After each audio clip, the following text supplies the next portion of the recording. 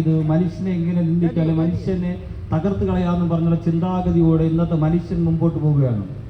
എന്നാൽ അതിൽ നിന്ന് എങ്ങനെ മനുഷ്യൻ മുക്തി നേടും എന്ന പാപത്തിൽ നിന്ന് അല്ലെങ്കിൽ മനുഷ്യന്റെ ദുഷ്ടസ്വഭാവത്തിൽ നിന്ന് എങ്ങനെ മനുഷ്യന് ഒരു ദൈവമായിട്ട് അല്ലെങ്കിൽ സമൂഹത്തിൽ നല്ലൊരു മനുഷ്യനായി ഒരു സമൂഹത്തിന് വേണ്ടപ്പെട്ട തൻ്റെ കുടുംബത്തിനും തൻ്റെ തലമുറകൾക്കും വേണ്ടപ്പെട്ട ഒരു അനുഭവം കാഴ്ചവെക്കാമെന്ന് ചിന്തിച്ചു കൊണ്ടിരിക്കുന്ന അനേകം ജനങ്ങളെ തലമുറകൾ ഇന്ന് ജീവിച്ചു വരുന്നു.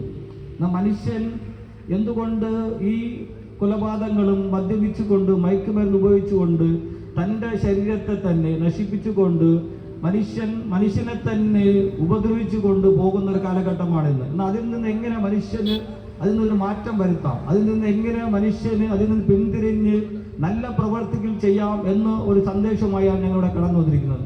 അതിന് ഏറ്റവും ഉദാഹരണമാണ് യേശുക്രിസ്തു.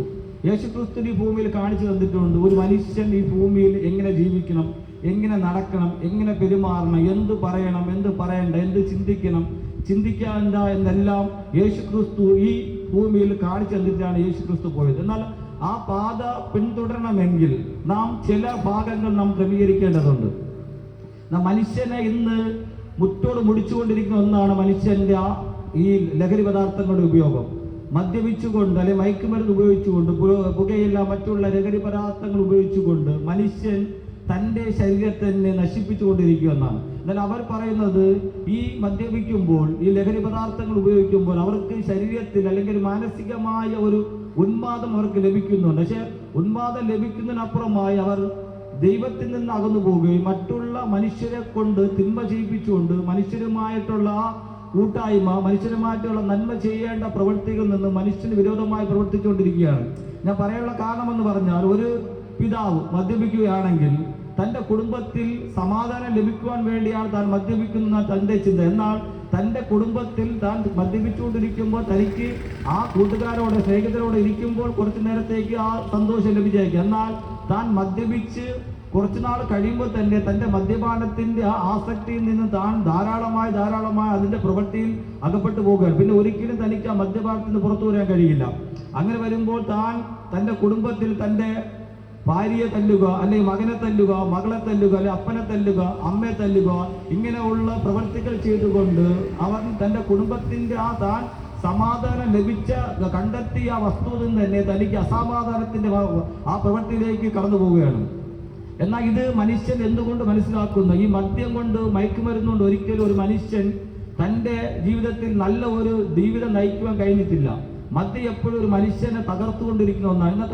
ഇന്നത്തെ കാലഘട്ടത്തിൽ ഏറ്റവും കൂടുതലും ചെറിയ തലമുറക്കാരാണ് മദ്യപിച്ചുകൊണ്ട് മയക്കുമരുന്ന് ഉപയോഗിച്ചുകൊണ്ട് വാഹനങ്ങൾ ഓടിച്ചുകൊണ്ട് അപകടത്തിൽപ്പെട്ട് നശിച്ചു പോകുന്നത്. എന്നാൽ തൻ്റെ അപ്പൻ്റെ ആഗ്രഹമുള്ള മകൻ, തൻ്റെ അപ്പൻ താൻ എത്രമാത്രം സ്നേഹിച്ച് വളർത്തി അവൻ എന്താകണമെന്ന്, അവൻ തൻ്റെ കുടുംബത്തെ നന്നായി നോക്കണമെന്ന് ആഗ്രഹിച്ചുകൊണ്ടാണ് തൻ്റെ മക്കളെ അവർ വളർത്തിയെടുക്കുന്നത്. എന്നാൽ അവൻ്റെ ആഗ്രഹപ്രകാരം ഒരു വാഹനം വാങ്ങിച്ചു കൊടുക്കുകയും തൻ്റെ കൂട്ടുകാരോട് ചെന്ന് ലഹരി പദാർത്ഥങ്ങൾ ഉപയോഗിച്ചുകൊണ്ട് മദ്യപിച്ചുകൊണ്ട് വാഹനം ഓടിച്ചുകൊണ്ട് അപകടത്തിൽപ്പെട്ട് മരിച്ചു പോകുന്നു. കഴിഞ്ഞ ന്യൂയോർക്കിൽ തന്നെ ഏകദേശം ഒരു 400ഓളം ചെറുപ്പക്കാർ വണ്ടി അപകടത്തിൽപ്പെട്ടു. അതിൽ 7-8 പേര് മരിക്കുവാനിടയായിട്ടുണ്ട്. ഇതിൻ്റെയൊക്കെ കാരണം എന്താണ്? ഈ മദ്യപാനം തന്നെയാണ്. താൽക്കാലിക സുഖത്തിന് വേണ്ടി തൻ്റെ ശരീരത്തെ നശിപ്പിച്ചു കളയുന്ന ഒരു അവസ്ഥയിലേക്കാണ് മനുഷ്യൻ കടന്നു പോകുന്നത്. എന്നാൽ അതിൽ നിന്നൊരു മാറ്റം വേണം. എങ്ങനെ മാറ്റം വരുക? അങ്ങനെ മാറ്റം വരുത്തുന്ന ഒരു സുവിശേഷ സന്ദേശമാണ് ഞങ്ങളിവിടെ എത്തിയിരിക്കുന്നത്. ഞങ്ങൾ ഈ കൂട്ടത്തിൽ കാണുന്ന പല ചെറുപ്പക്കാരും മദ്യത്തിൻ്റെയും മയക്കുമരുന്നിൻ്റെയും പാപത്തിൻ്റെയും ആ ആകാശത്തിൽ അകപ്പെട്ട് കിടന്നവരാണ്. എന്നാൽ അതിൽ നിന്നെല്ലാം അവരെ മാറ്റിയെടുത്ത ഒരു സ്നേഹമുണ്ട്. അതാണ് കർത്താവ് യേശുക്രിസ്തു. ആ കർത്താവ് യേശുക്രിസ്തുവിനെ കുറിച്ച് പരിചയപ്പെടുത്താനാണ് ഞങ്ങളിവിടെ വന്നിരിക്കുന്നത്. യേശുക്രിസ്തുവിന് മാത്രമേ മനുഷ്യന്റെ പാപത്തിൽ നിന്നും മനുഷ്യന്റെ ആ ധാർമ്മിക അവസ്ഥയിൽ നിന്ന് മനുഷ്യനെ പുറത്തു കൊണ്ടുവരണമെങ്കിൽ യേശുക്രിസ്തുവിന് മാത്രമേ അതിന് കഴിയത്തുള്ളൂ. ഇന്ന് നമുക്കറിയാം അനേകം കോടതികളുണ്ട്, പോലീസ് സ്റ്റേഷനുണ്ട്, മറ്റ് നിയമ സംഹിതകൾ ഒരുപാടുണ്ട്. ധാരാളമായി അനവധി സ്ഥലങ്ങളിൽ ഇപ്പോൾ കൂടുതൽ പല സ്ഥലങ്ങളിൽ ഇപ്പോൾ പോലീസ് സ്റ്റേഷൻ കൂടിക്കൊണ്ടിരിക്കും. എന്നാൽ ഒരിക്കലും മനുഷ്യന്റെ ആ അനീതി പ്രവർത്തികൾ, പാപപ്രവർത്തികൾ, മറ്റുള്ളവരെ ഉപദ്രവിക്കുക, തല്ലുക, അവനെ കൊലപ്പെടുത്തുക, മറ്റുള്ള ഈ അധർമ്മ പ്രവർത്തികളിൽ നിന്ന് ഒരിക്കലും മനുഷ്യനൊരു മാറ്റം വന്നിട്ടില്ല. ഈ പോലീസ് സ്റ്റേഷനൊക്കെ ഉണ്ടെങ്കിലും ഈ പാപത്തിന്റെ പ്രവൃത്തികൾ കൂടിക്കൂടി വരുന്നില്ല, ഇതിനൊരിക്കലും ഒരു കുറവ് വരുന്നില്ല. എന്നാൽ ഇതിൽ നിന്നെല്ലാം ഒരു മനുഷ്യന് മാറ്റം വരണമെന്ന് മനുഷ്യൻ ആഗ്രഹിക്കുന്നുണ്ട് അതിൻ്റെ ഉള്ളറകളിൽ. എന്നാൽ അതിൽ നിന്ന് അവന് പുറത്തു വരാൻ കഴിയാത്ത ഒരു സാഹചര്യത്തിലാണ്. എന്നാൽ ഇതിനെല്ലാം പിന്നിൽ പ്രവർത്തിക്കുന്നത് ഈ മദ്യത്തിൻ്റെ മയക്കുമരുന്നിൻ്റെ വലിയൊരു പാപം തന്നെയാണ്. എന്നാൽ പാപം അവരുടെ ഉള്ളിൽ കിടക്കുന്നതോളം കാലം അവർ പിന്നെ അതിൽ നിന്ന് മുക്തി നേടാനോ അതിൽ നിന്ന് പുറത്തു വരുവാനോ മനുഷ്യൻ താല്പര്യപ്പെടുന്നില്ല. എന്നാൽ അവന്റെ ഉള്ളിൽ അവന്റെ ചിന്ത, അവന്റെ ഇച്ഛാശക്തിയിൽ അവൻ അതെങ്ങനെ പുറത്ത് ഇത് മതിയാക്കണം, അത് ഉപേക്ഷിക്കണമെന്നുള്ളൊക്കെ താല്പര്യമുണ്ടെങ്കിലും അവൻ ഒരിക്കലും അതിൽ നിന്ന് പുറത്തു വരാൻ കഴിയുന്നില്ല. കാരണം എന്താണ്? അതിന്റെ കാരണമാണ് ഞങ്ങൾ പറയാൻ പോകുന്നത്. ഈ പാപം അവന്റെ ഉള്ളിടത്തോളം കാലം ഒരിക്കലും മനുഷ്യന് തന്റെ ആ നന്മ ചെയ്യേണ്ട ആ പ്രവൃത്തിയിൽ നിന്ന് ഒരിക്കലും തനിക്ക് ആ നന്മ ചെയ്ത് പുറത്തു വരാൻ കഴിയുന്നു. അപ്പൊ അതിന് പകരമായി താൻ ഇച്ഛിക്കാത്ത തിന്മ ചെയ്തുകൊണ്ട് ആ പാപത്തിന്റെ വലിയ ആസക്തിയിൽ അകപ്പെട്ടിരിക്കുകയാണ്. എന്നാൽ ഇന്നത്തെ മയക്കുമരുന്നും മദ്യപാനത്തിന്റെ ഉപയോഗം ദിനം പ്രതി കൂടിക്കൊണ്ടിരിക്കുകയാണ്. മനുഷ്യൻ ഇത് തനിക്ക് തന്നെ അറിയാം, അത് തന്നെ എഴുതിയിട്ടുണ്ട്. ഇത് മദ്യപിക്കുന്നതും മയക്കുമരുന്ന് ഉപയോഗിക്കുന്നതെല്ലാം ശരീരത്തിന് ഹാനികരമാണ്. എന്നാലും അവർ അത് അറിയാതിട്ടും അതറിയാതെ അറിഞ്ഞുകൊണ്ടിട്ടും അതിനെ മനസ്സിലാക്കാതെ അവൻ അതിനെ ത്യജിച്ചുകൊണ്ട് ആ പാപപ്രവൃത്തി തന്നെ അകപ്പെട്ടുകൊണ്ടിരിക്കുകയാണ്.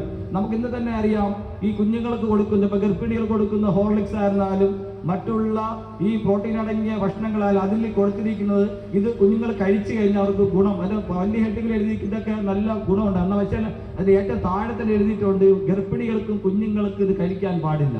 എന്നാൽ അവർക്ക് ഈ കമ്പനി ഇത് പ്രൊഡക്ഷൻ ചെയ്യുമ്പോൾ തന്നെ അവർക്കറിയാം ഇത് ഒരിക്കലും മനുഷ്യന് ഗുണം ചെയ്യുന്നില്ല, പകരമായി ദോഷം ചെയ്യുന്നതാണ്. എന്നാലും അവിടെ പരസ്യങ്ങൾ കൂടിയും അവരുടെ ആ മാധ്യമങ്ങളിൽ കൂടി അവർ കാണിക്കൽ ഇത് കൊടുത്തു കഴിഞ്ഞാൽ കുഞ്ഞുങ്ങൾക്ക് വലിയ ഗുണം ചെയ്യും, അവർക്ക് വളർച്ചയുണ്ടോ. എന്നാൽ അതിന്റെ താഴെ തന്നെ എഴുതിയിട്ടുണ്ട്, ചെറുതായിട്ട് എഴുതിയിട്ടുണ്ട്, ഇത് ഗർഭിണികൾക്ക് കുഞ്ഞുങ്ങൾക്ക് കൊടുക്കില്ല. അതുപോലെ തന്നെ മദ്യം ഇന്ന് വളരെയധികം വിൽപ്പനപ്പെടുന്ന സാധനമാണ് മദ്യം.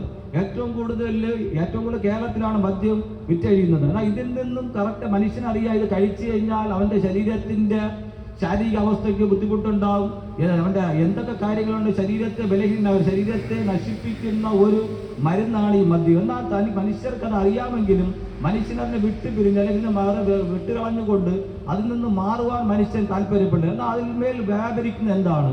അതാണ് ബൈബിൾ പറയുന്നത്, ഏക മനുഷ്യനാൽ പാപവും പാപത്താൽ മരണം ഈ ലോകത്തിൽ വന്നിരിക്കുന്നു. എന്നാൽ എന്താണ് പാപമെന്ന് ചോദിച്ചാൽ ദൈവം ചെയ്യാൻ പറയാതെ ചെയ്യാതിരിക്കുന്നതും ദൈവം പറയുന്നത് ചെയ്യാതിരിക്കുകയും ദൈവം ചെയ്യാൻ പറയുന്നത് ചെയ്യാതിരിക്കുന്നതാണ് പാപം. ദൈവത്തിന് വിരോധമായി എന്ത് പ്രവർത്തിച്ചാലും അത് പാപം തന്നെയാണ്. പാപത്തിന്റെ ആരംഭം തന്നെ ബൈബിൾ ഇങ്ങനെ പറയുന്നു, മനുഷ്യനെ ദൈവം നന്മ ചെയ്യുവാൻ വേണ്ടി ദൈവം മനുഷ്യനെ ഭൂമിയിൽ സൃഷ്ടിച്ചു. ദൈവം മനുഷ്യനെ ഈ ഭൂമിയിൽ സൃഷ്ടിച്ചിട്ട് മനുഷ്യരോട് പറയുന്നുണ്ട്, നിങ്ങൾക്ക് ഈ ഭൂമിയിലെ സകല നന്മകളും കഴിക്കാം. ഈ കാണുന്നതെല്ലാം ദൈവം ഈ കാണുന്ന മനുഷ്യന് വേണ്ടി സൃഷ്ടിച്ചതാണ്. ഈ കാണുന്ന ആകാശമായിരുന്നാലും സൂര്യനായിരുന്നാലും ചന്ദ്രനായിരുന്നാലും നക്ഷത്രങ്ങളായിരുന്നാലും പുഴകളായിരുന്നാലും കടലായിരുന്നാലും മരങ്ങളായിരുന്നാലും എന്ത് കണ്ടാൽ നമ്മളെ മനുഷ്യന്റെ കണ്ണുകൊണ്ട് കാണുന്നതെല്ലാം ദൈവം മനുഷ്യന് വേണ്ടി സൃഷ്ടിച്ചതാണ്. എന്നാൽ ദൈവം ഇതെല്ലാം മനുഷ്യന് വേണ്ടി സൃഷ്ടിച്ചെങ്കിലും ദൈവം മനുഷ്യരോട് പറയുന്നുണ്ട്, നിങ്ങൾക്ക് ഈ കാണുന്നതിന്റെ എല്ലാം ഭക്ഷിക്കാം, എന്നാൽ നന്മ തിന്മകളെ കുറിച്ചുള്ള അറിവിന്റെ വൃക്ഷഫലം മാത്രം തിന്നരുത്, എന്നാൽ തിന്നുന്ന നാളിൽ നിങ്ങൾ മരിക്കും. എന്നാൽ ദൈവത്തിന്റെ കൽപ്പനയ്ക്ക് വിരോധമായി അവർ ആ ഫലം കഴിച്ചപ്പോൾ, ആ ഫലം ഭക്ഷിച്ചപ്പോൾ അവർ പാപത്തിന് കീഴാവാൻ തീർന്നു. ദൈവം പറഞ്ഞ പ്രമാണത്തിന് വിപരീതമായി ചെയ്തപ്പോൾ അവർ പാപത്തിന് അടിമപ്പെട്ട് പാപത്തിന്റെ ദാസന്മാരായി തീർന്നു. എന്നാൽ അതിൽ നിന്ന് മനുഷ്യനെ ദൈവം ഉദ്ധരിച്ചെടുക്കുക, അതിൽ നിന്ന് മനുഷ്യനെ എങ്ങനെ പുറത്തു കൊണ്ടുവരുവാൻ വേണ്ടി ദൈവം പല പ്രക്രിയകൾ മനുഷ്യന് വേണ്ടി ദൈവം ചെയ്തെങ്കിലും അതിൽ നിന്ന് മനുഷ്യന് ഒരിക്കലും പുറത്തു വരാൻ കഴിഞ്ഞില്ല. ബൈബിൾ ഇങ്ങനെ പറയുന്നു, ആദാം പാപം ചെയ്തതോടെ ആദാമിന്റെ ആ ദൈവികമായ അവസ്ഥ ആദാമിന് നഷ്ടമായി തീർന്ന ദൈവം അതുവരെയും ദൈവം ആദാമിനോട് വന്ന് തോട്ടത്തിൽ വന്നിറങ്ങി ഒരു മനുഷ്യനോട് ദൈവം സംസാരിക്കുന്നത് കാണാൻ കഴിയും. എന്നാൽ കുറച്ച് കഴിയുമ്പോൾ ദൈവത്തിന്റെ സംസാരം മനുഷ്യനായിട്ടുമുള്ള ബന്ധം വിട്ടു. എന്ന് വെച്ചാൽ മനുഷ്യൻ പാപം ചെയ്തതുകൊണ്ട് ഒരിക്കലും ദൈവത്തിന് മനുഷ്യനുമായിട്ട് ഒരു സമ്പർക്കം കൂടുവാൻ കഴിയുന്നതല്ല. എന്നാൽ ദൈവം നീതിമാനായതുകൊണ്ട് മനുഷ്യൻ പാപം ചെയ്യുന്ന ഒരിക്കലും ആ മനുഷ്യന്റെ പാപത്തെ ദൈവത്തിന് ഒരിക്കലും നീതീകരിക്കാൻ കഴിയുന്നതല്ല. കാരണം എന്ന് പറഞ്ഞാൽ പാപം ചെയ്യുന്ന മനുഷ്യൻ ഒരിക്കലും ദൈവത്തിന് അംഗീകരിക്കാൻ, ദൈവം വിശുദ്ധനായതുകൊണ്ട് ദൈവം നീതിമാനായതുകൊണ്ട് ദൈവത്തിന് വിരോധമായി ദൈവം പറയുന്ന വാക്കുകൾക്ക് വിരോധമായി പ്രവർത്തിക്കുക കഴിഞ്ഞാൽ അതിന് ശിക്ഷ ഉള്ളതാണ്. അതുകൊണ്ടാണ് ദൈവം പറയുന്നത്, ഏക മനുഷ്യനാൽ പാവവും പാപത്താൽ മരണം ഈ ലോകത്തിൽ വന്നിരിക്കുന്നു. എന്നാൽ ആദാമും ഹവ്വയും പാപം ചെയ്തത് കൂടി സകല മനുഷ്യരും പാപത്തിന്റെ ദാസന്മാരായി തീർന്നു. ചിലപ്പോൾ നിങ്ങൾ ചിന്തിച്ചേക്ക്, എന്തുകൊണ്ട് ആദാമും ഹവ്വയും പാപം ചെയ്തുകൊണ്ട് ഞങ്ങൾ പാപികളാവണം? അതിന്റെ ആവശ്യമില്ലല്ലോ, അവരല്ലേ ചെയ്തത്, അവർ ചെയ്ത തെറ്റിന് അവരല്ലേ അനുഭവിക്കണം. എന്നാൽ അങ്ങനെയല്ല.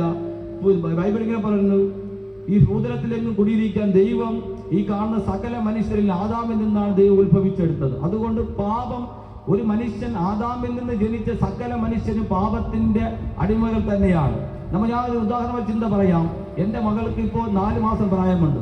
അവൾ എൻ്റെ കൂടെ കളിച്ചുകൊണ്ടിരിക്കുമ്പോൾ വളരെ സന്തോഷത്തോടെ കളിച്ചിരിക്കുന്ന സമയത്ത് അവൾക്ക് പെട്ടെന്ന് അവൾ ആഗ്രഹിക്കുന്ന ഒരു സാധനം അവൾക്ക് തൊടാൻ പറ്റിയില്ല. അതുകൊണ്ട് നോക്കുമ്പോൾ നമുക്കത് എടുത്തു കൊടുക്കാൻ കഴിഞ്ഞില്ല, അവൾക്കത് സ്പർശിക്കാൻ കഴിഞ്ഞില്ല. വളരെ പെട്ടെന്ന് അവൾക്ക് കോപം വരും. എന്നാൽ 4 വയസ്സായ കുഞ്ഞിന് എങ്ങനെയാണ് കോപം വരുന്നത്? നിങ്ങളെന്നെ ചിന്തിച്ചു നോക്കി.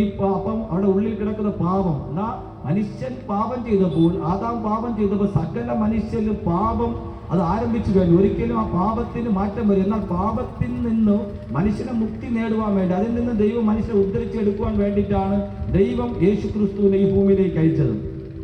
എന്നാൽ യേശുക്രിസ്തുവിന്റെ ആ അവസ്ഥ, യേശുക്രിസ്തു മനുഷ്യന് വേണ്ടി കൊടുത്തത്, തൻ്റെ ജീവിതം ഈ ഭൂമിയിലേക്ക് താൻ കാഴ്ചവെച്ചത് മാനവകുലത്തിന് വേണ്ടിയിട്ടാണ്. നമുക്കറിയാം, ഇവിടെ എത്രയോ വലിയ മഹാന്മാർ ജനിച്ചു, മരിച്ചു, അടക്കപ്പെട്ടു പോയിട്ടുണ്ട്. എന്നാൽ യേശുക്രിസ്തുവിനെ പോലെ ഒരു ജനിച്ച ഒരാള് ഈ ഭൂതലത്തിൽ ഒരിടത്തുമില്ല.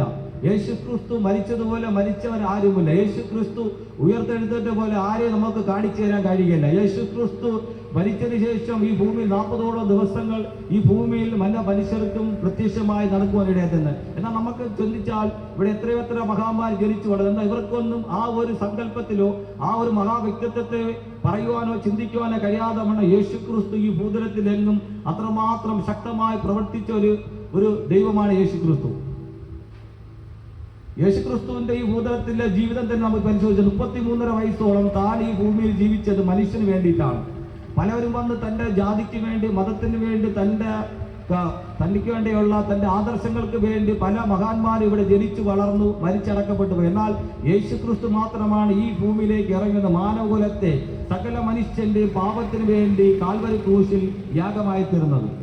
യേശുക്രിസ്തു മാത്രമാണ് മനുഷ്യനെ സ്നേഹിച്ചത്. യേശുക്രിസ്തു മാത്രമാണ് മനുഷ്യന്റെ ഈ പാപികളുടെ കൂടെ നടന്ന് പാപത്തിൽ നിന്ന് അവരെ മുക്തി നേടുക, അതിൽ നിന്ന് പിന്തിരിപ്പിക്കാൻ വേണ്ടി സന്ദേശമയച്ച ഓരോ വ്യക്തി പ്രഭാവം യേശുക്രിസ്തു മാത്രമാണ്. മറ്റാരും ഇവിടെ അങ്ങനെ പറഞ്ഞിട്ടില്ല. നമുക്ക് ഗാന്ധിജി താൻ പ്രവർത്തിച്ചിട്ടുണ്ട്, ഇന്ത്യക്ക് വേണ്ടി സ്വാതന്ത്ര്യം നേടുന്ന മകാനാണ്. എന്നാൽ ഗാന്ധിജി പോലും ഒരിക്കലും ഇങ്ങനെ മനുഷ്യന്റെ സകല മനുഷ്യർക്കും പാപങ്ങൾക്ക് വേണ്ടി, അല്ലെങ്കിൽ മനുഷ്യനെ ഉദ്ദേശിച്ചെടുക്കുക, പാപത്തിൽ നിന്ന് മനുഷ്യനെ വീണ്ടെടുക്കുക എന്നുള്ള ഉദ്ദേശം ഒരിക്കലും ഗാന്ധിജിയോ മറ്റുള്ളവരോ പറഞ്ഞിട്ടില്ല. എന്നാൽ യേശുക്രിസ്തു ഈ ഭൂമിയിലേക്ക് വന്നത് മാനവകുലത്തിന്റെ പാപത്തിന് പരിഹാരമായിട്ടാണ്. സകല മനുഷ്യരും പാപം ചെയ്ത് ദൈവത്തിൽ നിന്ന് അകന്നു പോകുമ്പോൾ ദൈവം മനുഷ്യനെ നശിപ്പിച്ച് കളയാതെ മനുഷ്യനെ ദൈവത്തിന് ആവശ്യമുള്ളത് കൊണ്ട് ആ ദൈവത്തിലേക്ക് അടുക്കുവാൻ വേണ്ടിയിട്ടാണ് ദൈവം യേശുക്രിസ്തുവിനെ ഈ ഭൂമിയിലേക്ക് അയച്ചത്. ബൈബിൾ ഇങ്ങനെ പറയുന്നു, യേശുക്രിസ്തു കന്യക ഗർഭം ധരിച്ച് ഒരു മകനെ പ്രസവിക്കും, അവന് ഇമ്മാനുവേൽ എന്ന് പേരിടണം. ദൈവം നമ്മോട് കൂടെ എന്നാണ് ഇമ്മാനുവേലിന്റെ വാക്കിന്റെ അർത്ഥം.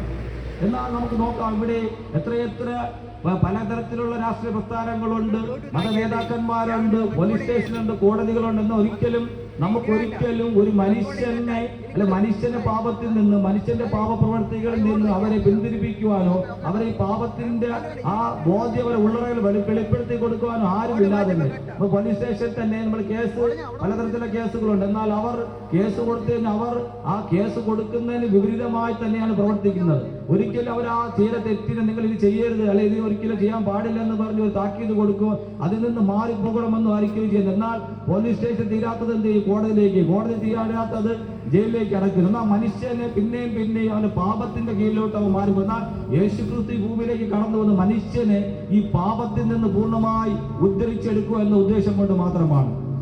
പലരും നമ്മൾ ഇന്ന് കാണുന്ന ദേശങ്ങളിൽ പലരും മദ്യപിച്ചുകൊണ്ട്, മയക്കുമരുന്ന് ഉപയോഗിച്ചുകൊണ്ട് മറ്റുള്ള അധർമ്മ പ്രവർത്തികൾ ചെയ്യുമ്പോൾ അതിൽ നിന്ന് മനുഷ്യനെ പിന്തിരിപ്പിക്കുവാനോ അതിൽ നിന്ന് മനുഷ്യനെ മാറ്റിയെടുക്കുവാനോ ആരും ശ്രമിക്കുന്നില്ല. അതിന്റെ കാരണമെന്ന് പറഞ്ഞാൽ തന്നെ ഇന്നത്തെ രാഷ്ട്രീയ പ്രസ്ഥാനങ്ങൾ തന്നെ മദ്യപിക്കാനും മറ്റുള്ളവരെ കൊണ്ട് അനീതി പ്രവർത്തിക്കാനും തല്ലുവാനും ഗുണ്ടാസംഘങ്ങളെ വളർത്തിയെടുക്കുന്ന പ്രസ്ഥാനങ്ങളെ രാഷ്ട്രീയ പ്രസ്ഥാനങ്ങൾ. എന്നാൽ അതിൽ നിന്ന് മനുഷ്യനെ എങ്ങനെ നല്ല പ്രവർത്തിക്കാൻ, നന്മയ്ക്ക് പകരം തിന്മ ചെയ്യാതെ നന്മ ചെന്ന ചെയ്യുക എന്നുള്ള ഉദ്ദേശത്തോടു കൂടിയാണ് ദൈവം യേശുക്രിസ്തുവിനെ ഈ ഭൂമിയിലേക്ക് അയച്ചത്. യേശുക്രിസ്തുവിന്റെ ജീവചരിത്രം പറ്റി നമ്മൾ ചിന്തിക്കുമ്പോൾ തന്നെ യേശുക്രിസ്തു ഈ ഭൂമിയിലായിരിക്കുമ്പോൾ തന്നെ സകല മനുഷ്യരും ഒരുപോലെ നല്ല പ്രവൃത്തി ചെയ്തുകൊണ്ട് മുമ്പോട്ട് പോകാനാണ് യേശുക്രിസ്തു ആഗ്രഹിക്കുന്നത്. പലരും മനുഷ്യനെ തിന്മ ചെയ്യുവാനും തിന്മയിലേക്ക് തള്ളിവിടുമ്പോൾ യേശുക്രിസ്തു മാത്രമാണ് മനുഷ്യനെ നന്മ കൊണ്ട് മാത്രം ജയിച്ച ഒരു വ്യക്തിത്വമാണ് യേശുക്രിസ്തു. മനുഷ്യൻ പാപം ചെയ്ത് പാപത്തിൽ നിന്ന് മനുഷ്യൻ അതിന് പുറത്തു വരാൻ കഴിയാതെ മനുഷ്യൻ പാപത്തിൽ തന്നെ വീണ് കിടക്കുമ്പോൾ അതിൽ നിന്ന് മനുഷ്യനെ എങ്ങനെ ഉദ്ധരിച്ചെടുക്കണം, ആ പാപത്തിൽ നിന്ന് എങ്ങനെ വിടുതൽ പ്രാപിക്കാമെന്നാണ് യേശുക്രിസ്തു കാണിച്ചു തന്നിരിക്കുന്നത്. യേശുക്രിസ്തു താൻ ഈ ഭൂമിയിലേക്ക് കടന്നു വരുമ്പോൾ തന്നെ താൻ ഏറ്റവും കൂടുതൽ തന്റെ സമയം ചെലവഴിച്ചിട്ടുള്ള പാപികളായ മനുഷ്യരോട് കൂടിയാണ്. സാധുക്കൾ സാമ്പത്തികമില്ലാത്തവരും ജോലിയില്ലാത്തവരും മീൻപിടുത്തക്കാരും കുഷ്ഠരോഗികളും കണ്ണിന് കാഴ്ചയില്ലാത്തവരും ഈ വരണ്ട കൈയുള്ളവരെ ഇവരുടെ ഇടയ്ക്കിടയ്ക്കാണ് യേശുക്രിസ്തു ഏറ്റവും കൂടുതൽ യേശുക്രിസ്തു നടന്നാൽ അവരെല്ലാം യേശുക്രിസ്തു കണ്ണ് കണ്ടുവിടുന്നവർക്ക് യേശുക്രിസ്തു കാഴ്ച കൊടുത്തു, ചെവി കേട്ടുവിടാത്തവർക്ക് യേശുക്രിസ്തു കേൾവി കൊടുത്തു, സംസാരിക്കാൻ കഴിയാത്തവർക്ക് യേശുക്രിസ്തു സംസാരിക്കാനുള്ള കഴിവ് കൊടുന്നാൽ യേശുക്രിസ്തു ഇതെല്ലാം ചെയ്തത് മനുഷ്യനെ ദൈവത്തോട് കൂടുതൽ അടുപ്പിക്കുക എന്ന ഉദ്ദേശം കൊണ്ട് മാത്രമാണ്. എന്നാൽ മനുഷ്യനെ ദൈവം എത്രത്തോളം ദൈവത്തോട് ചേർത്ത് ദൈവം അടുപ്പിക്കാൻ ശ്രമിക്കും തോറും മനുഷ്യൻ പാപം ചെയ്ത് ദൈവത്തിൽ നിന്ന് വളരെ ദൂരത്തോട്ട് ഓടിപ്പോകുക. എന്നാൽ ദൈവം ഒരിക്കലും മനുഷ്യനെ അതിൽ നിന്ന് കളഞ്ഞതല്ല, മനുഷ്യനെ തള്ളിക്കളയാനോ മനുഷ്യനെ ഉപേക്ഷിക്കാനോ ദൈവം തയ്യാറല്ല. ദൈവം മനുഷ്യനെ എങ്ങനെയെല്ലാം ദൈവത്തോട് കൂടുതൽ അടുപ്പിക്കുക, ദൈവമായിട്ട് ഒരു ബന്ധം പുലർത്തുക, ദൈവമായിട്ട് ഒരു ആത്മീയ ബന്ധം പുലർത്തുവാൻ വേണ്ടിയിട്ടാണ് ദൈവം മനുഷ്യനെ ഈ ഭൂമിയിലാക്കിയത്. എന്നാൽ മനുഷ്യൻ ദൈവത്തിൽ നിന്ന് വളരെ വേഗത്തിൽ ഓടിപ്പോയിക്കൊണ്ടിരിക്കുന്ന പാപം മനുഷ്യനെ ദൈവത്തിൽ നിന്ന് അകറ്റുന്നു. എന്നാൽ പാപത്തിൽ നിന്ന് മനുഷ്യനെ ഉദ്ധരിച്ചെടുക്കുവാനുള്ള ഏക ഉദ്ദേശം തന്നെയാണ് യേശുക്രിസ്തു.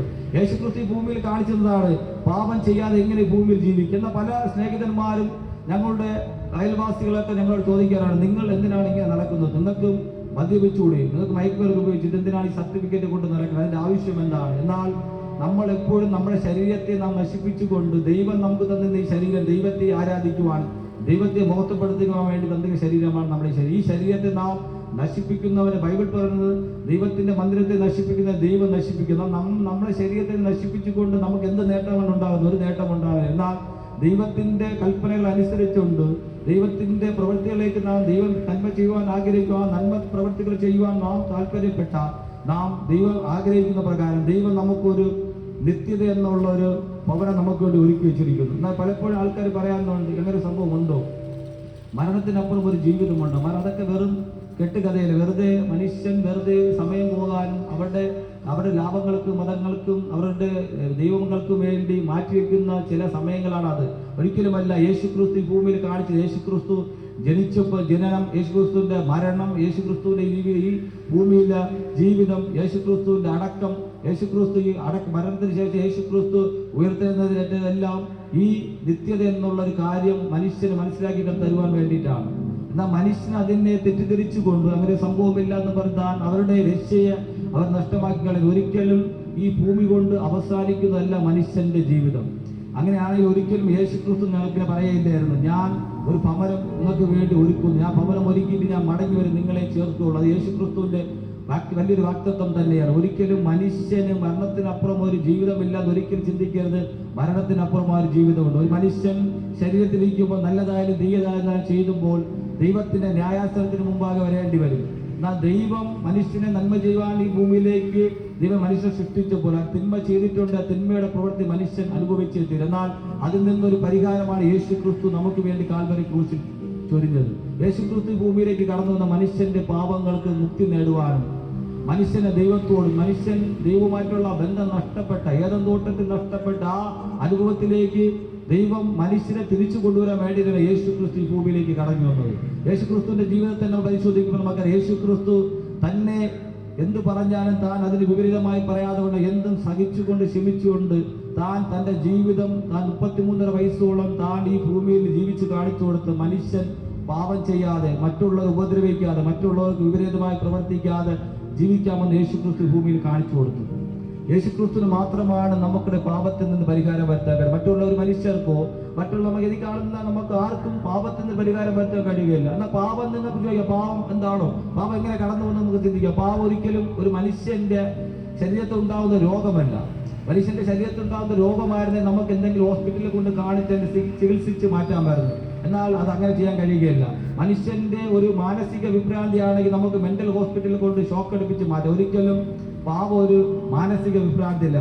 പാപം മനുഷ്യന്റെ ശരീരത്തിന്റെ ഒരു അവയവമാണെങ്കിൽ നമുക്ക് ആ അവയവം മുറിച്ചു മാറ്റി നമുക്ക് ചെയ്യാം. എന്നാൽ ഒരിക്കലും പാപം മനുഷ്യന്റെ ശരീരത്തിന്റെ അവയവമല്ല.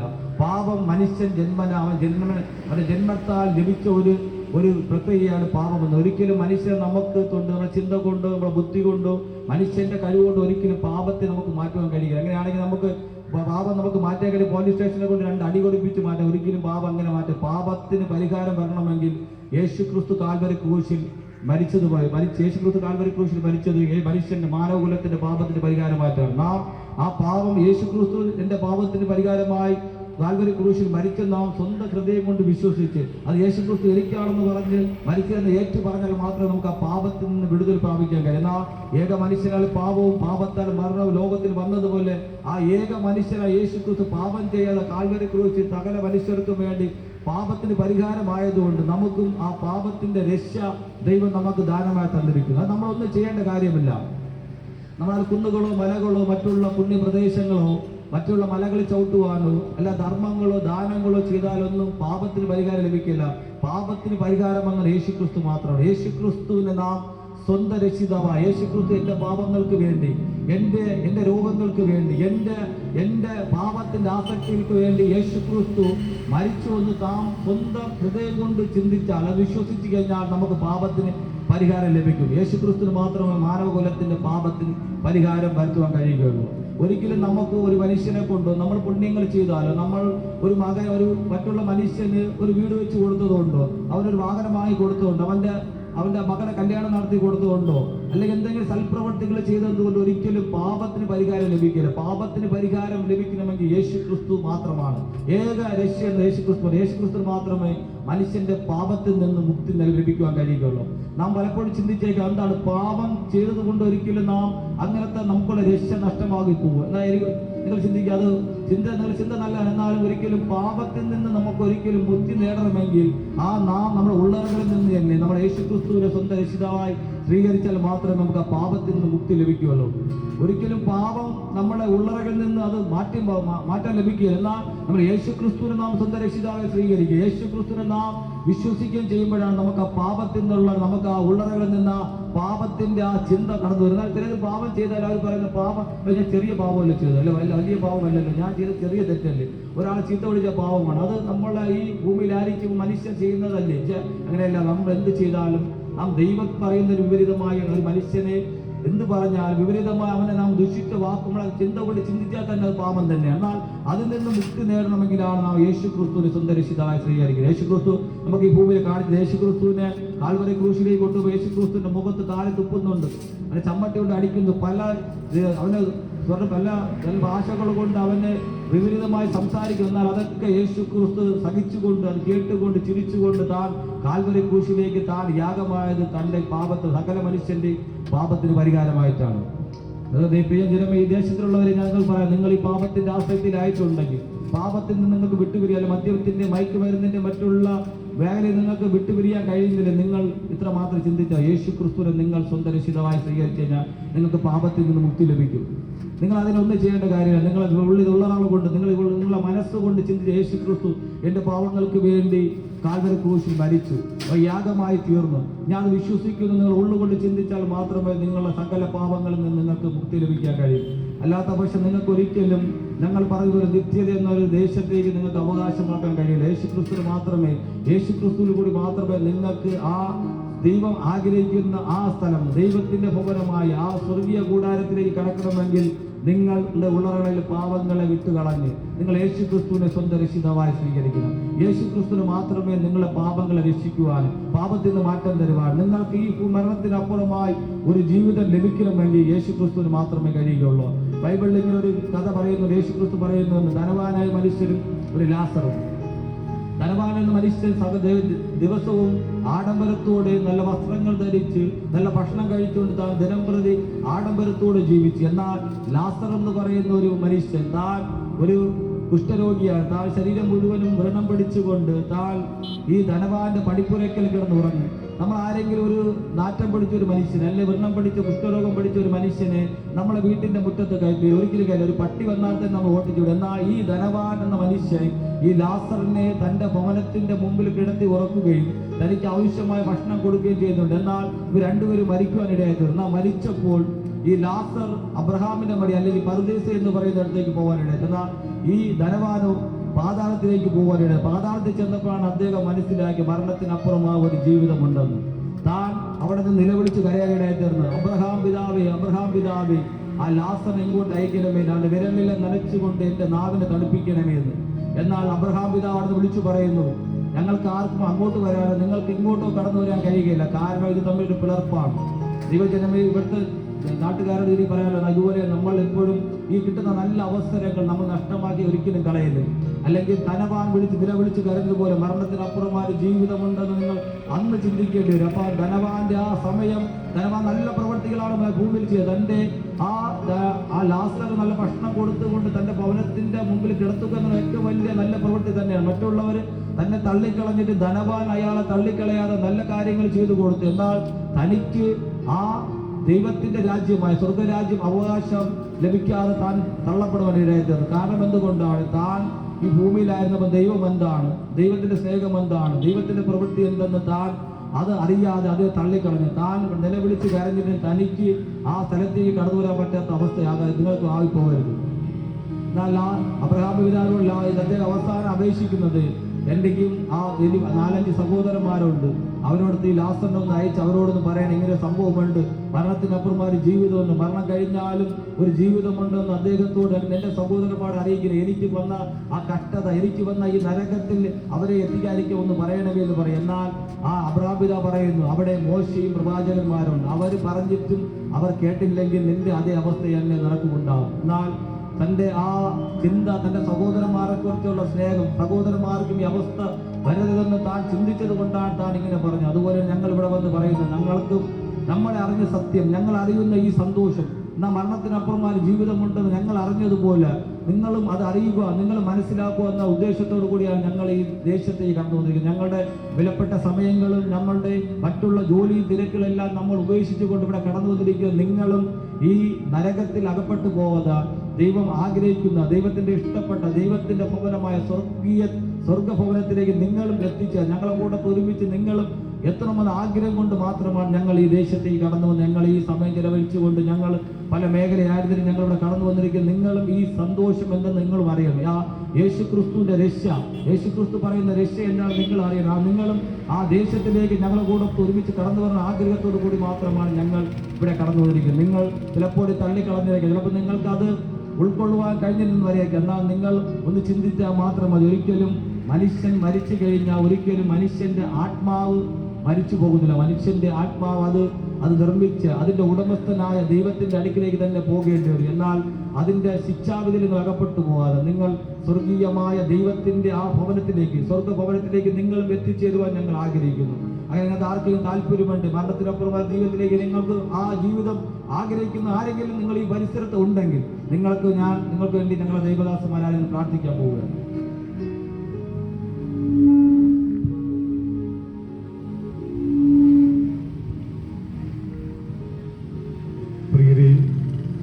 വളരെ ശക്തമായി ഇവിടെ പ്രഘോഷിച്ചത് മുഴു ലോകത്തേക്കാൾ വിലയുള്ള നിങ്ങളുടെ ആത്മാവിന്റെ രക്ഷകതകുന്ന രക്ഷകരുടെ സന്ദേശമാണ്.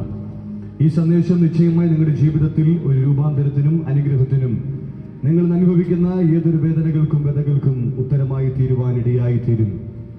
ഈ രക്ഷയുടെ സന്ദേശം നിങ്ങൾക്ക് അനുഗ്രഹമായി തീരണമെങ്കിൽ നിശ്ചയമായി നിങ്ങൾ ചെയ്യേണ്ടത്, നിങ്ങളായിരിക്കുന്നിടത്തിരുന്ന് യേശുവേ, അങ്ങ് എന്റെ രക്ഷകനായ എന്റെ ദൈവമായി എന്റെ കർത്താവായി ഞാൻ എന്റെ ഹൃദയം കൊണ്ട് വിശ്വസിക്കുകയും അതിന് ഞാൻ എന്റെ വായ കൊണ്ട് ഏറ്റുപറയുകയും ചെയ്യുന്നു. നിർബന്ധത്താലല്ല, ഇതൊരിക്കലും നിർബന്ധത്താൽ ചെയ്യേണ്ട ഒന്നല്ല. ക്രിസ്തുയേശു പാപികളെ രക്ഷിപ്പാൻ ലോകത്തിൽ കടന്നു വന്നു എന്നുള്ളത് നാം എല്ലാവരും അംഗീകരിപ്പാൻ യോഗ്യമായ വചനമാകയാൽ ആ വചനത്തെ താങ്കൾ ഹൃദയം കൊണ്ട് വിശ്വസിക്കുന്നുവെങ്കിൽ നിശ്ചയമായി താങ്കൾ ഇന്ന് അഭിമുഖീകരിക്കുന്ന ഏതൊരു വിഷയത്തിനും ഏതൊരു പ്രതിസന്ധിക്കും അതിനൊരു മറുപടി ഉണ്ട്.